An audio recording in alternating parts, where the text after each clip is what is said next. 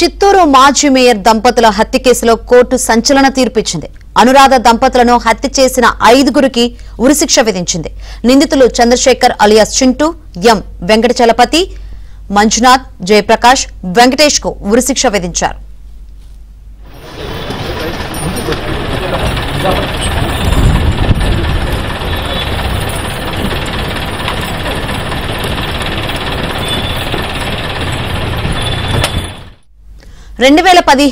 November 17వ తేదీ మాజీ mayor చాంబర్లో Katari Anuradha, Katari Mohan హత్యకు గురయ్యారు.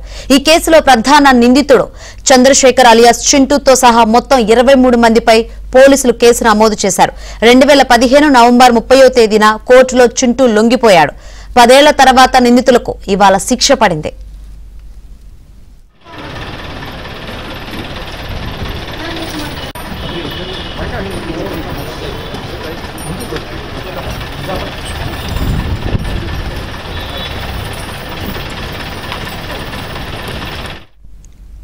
మరింత సమాచారం మా ప్రతినిధి మనోహర్ రెడ్డి అందిస్తారు.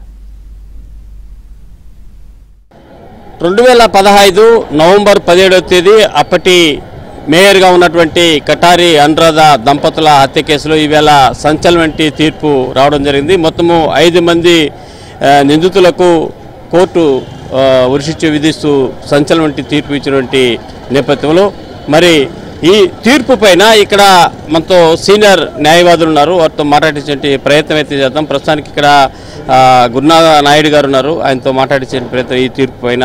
సార్ చెప్పండి, ఎట్లా చూస్తారు ఈ తీర్పు? ఇది రేర్ కేసు అండి. ఇండియాలో భారతదేశంలో ఇంతవరకు 5 మందికి డెత్ సెంటెన్స్ ఇచ్చిన దాఖలాలు లేవు. ఎక్కడో పంజాబ్లో ఒక ముగ్గురికి ఇచ్చారు, తరువాత దాన్ని రెమిషన్ ఇచ్చినారు హైకోర్టులో. కాబట్టి ఇది ప్రజలంతా హర్షిస్తూ ఉన్నారని అనుకుంటాను.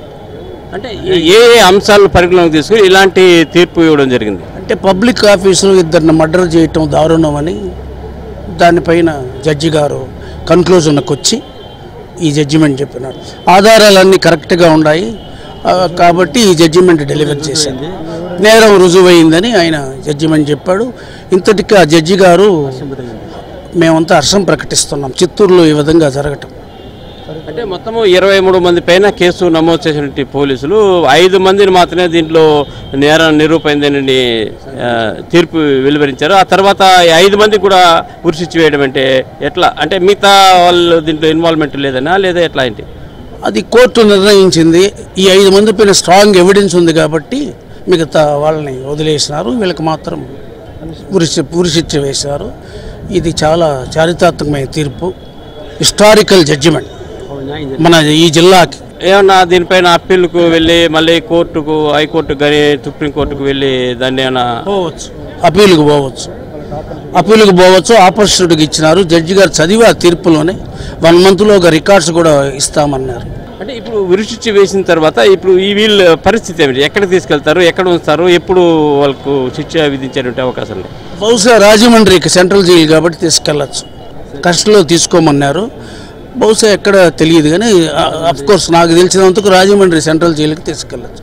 కడప సెంట్రల్ జైలు కాదు, రాజమండ్రికి తీసుకెళ్తారు. క్రైమ్ చేసే వాళ్ళకి ఇది ఒక మార్గదర్శకం. We are happy. నిన్న చాలా వరకు ఆర్గ్యుమెంట్ జరిగింది ఇరుపక్కల, విపరీతమైన ఇవన్నీ. కానీ ఆయన ఒక జడ్జి గారు ఒక డెసిషన్కి వచ్చినట్టుగా ఉంది, స్ట్రాంగ్ ఎవిడెన్స్ కూడా ఉండేటట్టుగా ఉంది. కాబట్టి ఈరోజు ఈ పనిష్మెంట్ ఇచ్చినారు. Quantum of punishment, highest punishment. దీన్ని క్యాపిటల్ పనిష్మెంట్ అంటారు. 5 మందికి ఇండియాలో క్యాపిటల్ పనిష్మెంట్ ఇవ్వటం చాలా ఇదే ఫస్ట్ టైం మాకు తెలుసు. 10 సంవత్సరాలు ఈ కేసు నవంబర్ 15లో జరిగింది. ఇప్పుడు 10 years. అవన్నీ పరిశీలించుంటారు ప్రాసిక్యూషన్ కానీ జడ్జి గారు కానీ. పోలీస్ సైడ్ నుంచి స్ట్రాంగ్ ఎవిడెన్స్ ఉంటాయి. లేకపోతే ఆ స్ట్రాంగ్ ఎవిడెన్స్ కూడా 5 మందికి ఉరిశిక్ష చెప్పడం చాలా అరుదు ఇండియాలో. కాంక్రీట్ ఎవిడెన్స్ ఉంటేనే ఈ విధంగా చెప్తారు. కానీ వాళ్ళ ఫ్యామిలీ బ్యాక్గ్రౌండ్, ఇవన్నీ ఫైనాన్షియల్ స్టేటస్ అన్నీ కూడా అడిగినారు. వాళ్ళ పూర్వపరాలంతా అడిగిన తర్వాత ఈ జడ్జిమెంట్ డెలివర్ చేశారు. ఇది మొత్తానికి ఏదైతే ఈ 5 మంది